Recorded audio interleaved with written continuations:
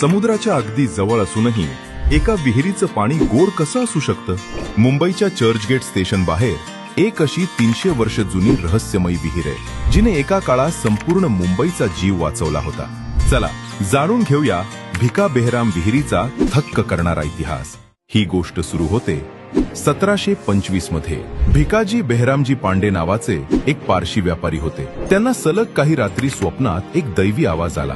त्या आवाजानं त्यांना सध्याच्या क्रॉस मैदानाच्या जागेवर विहीर खणण्यास सांगितले. पण ती जागा समुद्राच्या खूप जवळ होती, त्यामुळे तिथे गोड पाणी लागणं अशक्य होतं. जेव्हा भिकाजींनी इंग्रज सरकारकडे विहीर खणण्याची परवानगी मागितली, तेव्हा इंग्रजांनी त्यांची चेष्टा केली आणि परवानगी नाकारली.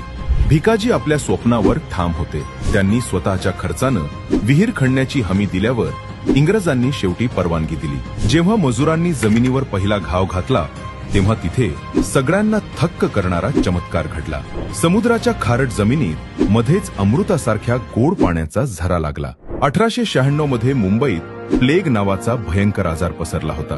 दूषित पाण्यामुळे इंग्रजांनी शहरातील बहुतांश विहिरी बंद केल्या होत्या. त्या कठीण काळात भिका बेहराम विहीर ही संपूर्ण मुंबईत एकमेव अशी विहीर होती, जिचे पाणी पूर्णपणे शुद्ध आणि जंतुविरहित होते. आज या विहिरीला 300 वर्ष पूर्ण झाली आहेत. पारशी धर्मात पाण्याला खूप पवित्र मानले जाते, त्यामुळे विहिरीच्या मुख्य भागात पारशी लोकांसाठी प्रार्थनास्थळ आहे. पण सर्वात मोठी आणि अभिमानाची गोष्ट म्हणजे इतर सर्व धर्माच्या लोकांसाठी विहिरीच्या बाहेर नळ बसवून हे गोड पाणी आजही मोफत दिले जाते.